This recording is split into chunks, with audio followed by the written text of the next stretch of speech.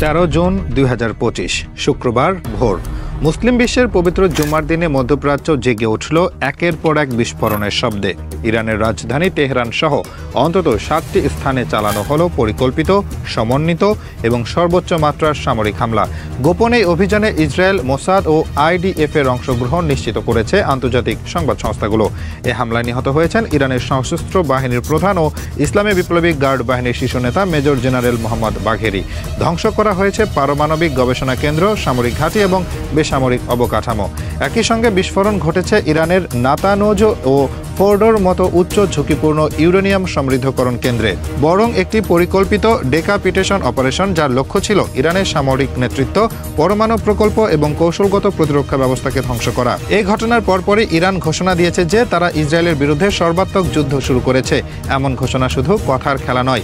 General বাঘেরির মৃত্যু ইরানের কাছে একটি জাতীয় অপমান। ৪৫ বছরের সামরিক ক্যারিয়ারে বাঘেরি ছিলেন ইরান ইরাক যুদ্ধ থেকে শুরু করে সিরিয়ায় বাশার আল আসাদের পক্ষে হিজবুল্লাহ ও হুতিদের সামরিক সহায়তার স্থপতি। তাকে হত্যা করা মানে শুধু একজন সেনা কমান্ডারকে নয়, বরং পুরো ইরানি সামরিক কৌশল, পারমাণবিক প্রতিরক্ষা এবং আঞ্চলিক প্রভাব বিস্তার নীতিকে আঘাত করা। এ হামলার মাধ্যমে ইসরায়েল একটি সরাসরি যুদ্ধ ঘোষণা করেছে, যার প্রতিক্রিয়া হবে একই মাত্রার বা তার চেয়েও বেশি। ইরানের পররাষ্ট্র মন্ত্রণালয় এবং ইসলামী বিপ্লবী গার্ড বাহিনী জানিয়েছে তারা অপারেশন ট্রু প্রমিস আইআইআই নামে প্রতিক্রিয়া শুরু করেছে। এর আওতায় শুক্রবার রাতে ১৫০টিরও বেশি ব্যালিস্টিক ক্ষেপণাস্ত্র এবং ১০০টিরও বেশি ড্রোন ছোড়া হয়েছে তেল আবিব, হাইফা, অ্যাশদোদ ও ইসরায়েলের দক্ষিণাঞ্চলীয় সামরিক ঘাঁটিগুলোর দিকে। ইরান জানিয়েছে এটি প্রতিশোধের সূচনা মাত্র। এদিকে ইসরায়েল জরুরি অবস্থা ঘোষণা করেছে এবং দেশজুড়ে প্রতিরক্ষা বাহিনী সর্বোচ্চ সতর্ক অবস্থানে রয়েছে। এমনকি সিরিয়া ও লেবাননে ইরানের ঘাঁটিগুলোতেও ইসরায়েল হামলা চালাচ্ছে। হিজবুল্লাহ সীমান্ত এলাকা থেকে একাধিক রকেট ছুড়েছে ইসরায়েলের অভ্যন্তরে এবং ইয়েমেনের হুতিরা রেড সি রুটে বাণিজ্যিক জাহাজে হামলা শুরু করেছে। মধ্যপ্রাচ্য যেন এখন এক অগ্নিগর্ভ যুদ্ধক্ষেত্র। আর এই সংঘাতের পরিসর শুধু ইরান ইসরায়েল সীমিত নয়, বরং এতে জড়িয়ে পড়েছে বিশ্বের প্রধান শক্তিগুলো। ইসরায়েলের প্রধান মিত্র যুক্তরাষ্ট্র হামলার আগে থেকে মধ্যপ্রাচ্যে তাদের সামরিক ঘাঁটিগুলোতে প্রস্তুতি নিয়েছে। মার্কিন সামরিক বাহিনী কুয়েতে অবস্থানরত ইউনিটগুলোকে সরিয়ে নিয়েছে। ইউএস নৌবাহিনীর জাহাজ মোতায়েন হয়েছে পারস্য উপসাগরে। মার্কিন যুক্তরাষ্ট্র মন্ত্রণালয় হামলার আগে সতর্কবার্তা দিয়ে জানিয়েছিল ইরান পারমাণবিক অস্ত্র উৎপাদনের শেষ ধাপে পৌঁছে গেছে। এই হুমকি এখন মোকাবেলা করা ছাড়া আর কোনো বিকল্প নেই। এমন অবস্থায় প্রশ্ন জাগে, এই যুদ্ধ কতদূর যাবে? যদি এটি শুধু একটি প্রতিশোধ ভিত্তিক পাল্টা হামলার মধ্যেই সীমাবদ্ধ থাকত, তবে পরিস্থিতি স্থিতিশীল হওয়ার সম্ভাবনা থাকত। কিন্তু বাস্তবতা হলো যুদ্ধের বিস্তার ইতিমধ্যে সিরিয়া, লেবানন, ইয়েমেন ও ইরাক পর্যন্ত ছড়িয়ে পড়েছে। আঞ্চলিক ক্ষমতার ভারসাম্য মারাত্মকভাবে নড়ে গেছে। এই পরিস্থিতিতে দুই দেশের সামরিক শক্তির তুলনামূলক বিশ্লেষণ অত্যন্ত গুরুত্বপূর্ণ। গ্লোবাল ফায়ার পাওয়ারের ২০২৫ সালের তথ্য অনুযায়ী ইরান বিশ্বের ১৬তম সামরিক শক্তিধর দেশ। দেশের মোট সেনাবাহিনীর সদস্য সংখ্যা ১১,৯০,০০০। এর মধ্যে সক্রিয় ৬,১০,০০০। ট্যাঙ্ক রয়েছে ১,৭৩১টি, যুদ্ধবিমান ১৮৮টি, ড্রোন ও কামিকাজে ড্রোনের সংখ্যা উল্লেখযোগ্য। সাবমেরিন ২৫টি, যুদ্ধজাহাজ ১০১টি। দেশটির সামরিক কৌশল হচ্ছে গোপন অস্ত্র উৎপাদন, স্থল সীমান্ত ভিত্তিক গেরিলা কৌশল ও স্বল্প খরচে দুর্ধর্ষ অস্ত্র ব্যবস্থার বিকাশ। শাহেদ ১৩৬ ড্রোন ইতিমধ্যেই রাশিয়ার ইউক্রেন যুদ্ধেও ব্যবহৃত হয়েছে। ইরান এখন এমন এক পরিণত অবস্থানে পৌঁছেছে যেখানে পারমাণবিক অস্ত্র তৈরির জন্য প্রয়োজনীয় ইউরেনিয়াম সমৃদ্ধকরণ প্রক্রিয়া সম্পন্ন। কিছু বিশেষজ্ঞের মতে দেশটি ইতিমধ্যে এক বা একাধিক পারমাণবিক ওয়ারহেডের নির্মাণ সম্পন্ন করেছে। যদি এ তথ্য সত্য হয়, তবে ইরানের সামরিক কৌশল হবে সম্পূর্ণ আলাদা মাত্রার, ডিটারেন্স থ্রেশহোল্ড অতিক্রমকারী এক শত্রু।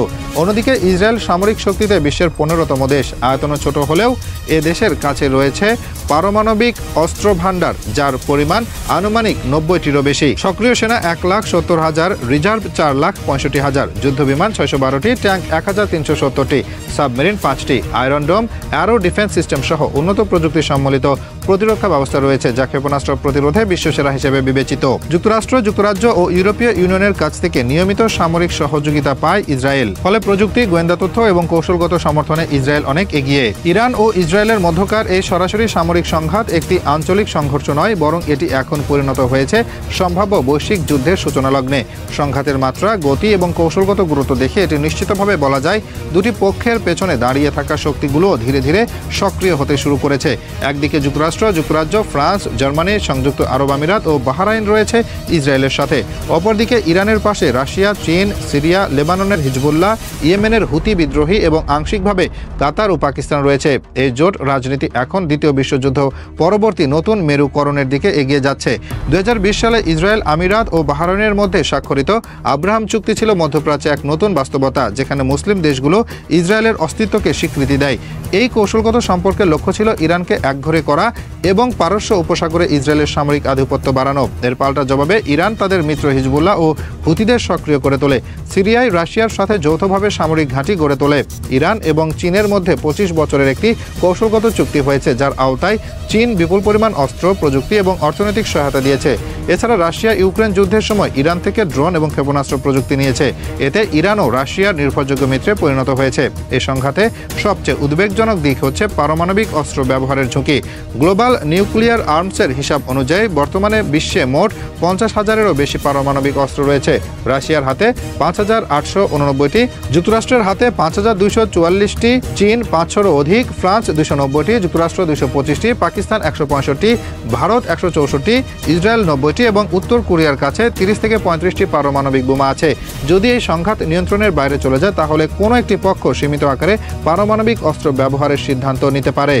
আর তাতেই শুরু হবে পারমাণবিক ডোমিনো। একটি দেশ যদি পরমাণু বোমা ছুড়ে, তার জবাবে অন্য দেশও তা করবে। এই পরিস্থিতি পৃথিবীকে এমন এক ধ্বংসস্তূপে পরিণত করতে পারে যার পুনর্গঠন 100 বছরও সম্ভব হবে না। বিশ্ব অর্থনীতিতেও এর মারাত্মক প্রভাব পড়বে। পারস্য উপসাগর দিয়ে প্রতিদিন গড়ে 21 মিলিয়ন ব্যারেল তেল রপ্তানি হয়। যদি এই যুদ্ধ সমুদ্রপথে ছড়িয়ে পড়ে, বিশেষ করে হরমুজ প্রণালীতে, তবে তেল সরবরাহ ব্যাহত হবে, যার ফলে আন্তর্জাতিক বাজারে জ্বালানির দাম 2 গুণ বা 3 গুণ হয়ে যেতে পারে।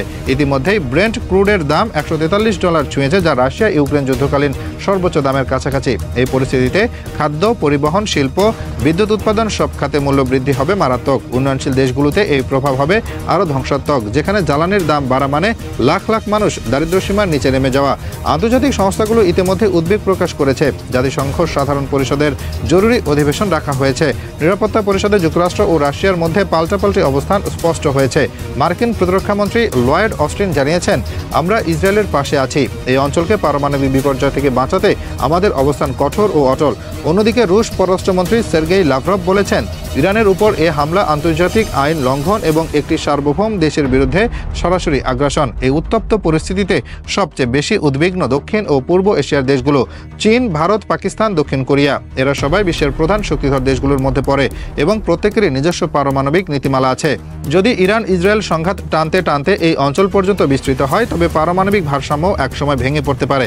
ফলে শুধু পশ্চিম এশিয়া নয়, গোটা এশিয়া মহাদেশ এই যুদ্ধের প্রভাবে কেঁপে উঠতে পারে। উপসংহারে বলা হয়, ইরানে মেজর জেনারেল মোহাম্মদ বাকেরিকে হত্যার মাধ্যমে ইসরায়েল শুধু একটি ব্যক্তি নয়, বরং একটি জাতি, একটি সামরিক কাঠামো, একটি প্রতিরোধ আন্দোলনের উপর আঘাত হেনেছে।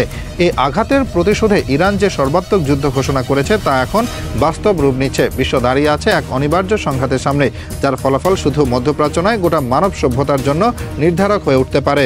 এখন আর প্রশ্ন নেই যুদ্ধ হবে কিনা, প্রশ্ন হলো এই যুদ্ধ কোথায় থামবে বা কাদের কফিনে শেষ পেরেক ঠুকে দেবে মানব ইতিহাসের সবচেয়ে ভয়ঙ্কর অধ্যায়।